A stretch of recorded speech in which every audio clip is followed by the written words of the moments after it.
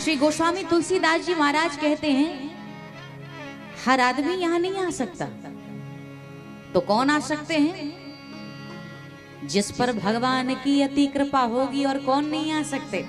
सबसे पहली बात, जे श्रद्धा संबल रहित नहीं संतन कर साथ, तेन कहु मानस अगमयति जी नहीं न प्रिय रघुनाथ।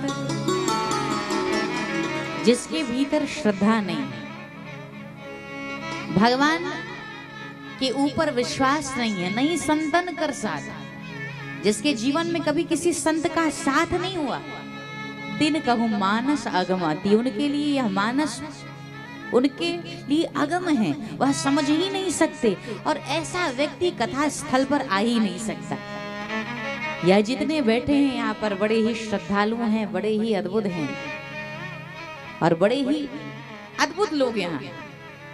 ये बात मैं इसलिए कह रही हूँ कि कई बार लोग इस भ्रम में होते हैं। एक बार एक व्यक्ति को एक सज्जन ने कहा, चलो चलो बड़ी सुंदर कथा, निमोरा नाम है ना आपके ग्राम का, निमोरा ग्राम में बड़ी सुंदर कथा हो रही है, चलकर श्रवण कराओ। तो वो क्या कह रहा है? वो कह रहा है हमने पाप थोड़ी किया है जो हम पाप का विनाश करने के लिए, धुलने के लिए कथा में जाकर बैठे। कथा में वे बैठे जिन्होंने जीवन में पाप किया है।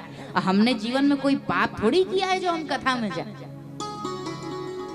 तो उस व्यक्ति ने कहा, भाई कैसी बात कर रहे हो आप? तो उसने कहा, बात तो ऐसी ही कर रहे हैं कि हॉस्पिटल में कौन जाएगा? जो आदमी रोगी होगा वही तो हॉस्पिटल में जाएगा।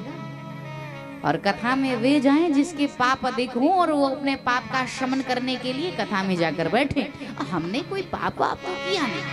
अच्छा, एक तरह से जो तर्क करते हैं इधर उधर, उसकी बातें अगर कोई व्यक्ति सुने तो लगे कि भाई बात तो सही कह रहा।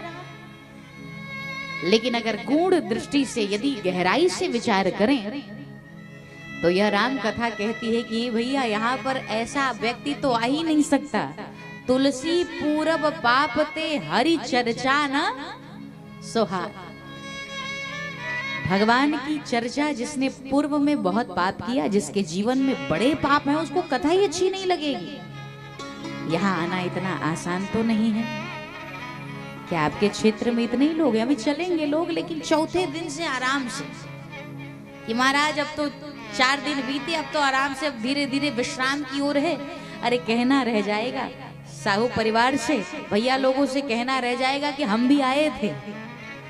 लेकिन धीरे धीरे चलते हैं लोग, आ करके बस आखिरी दिन 1-2 दिन पहले शक्ल दिखा देंगे कि भैया हम भी आए थे कथा में।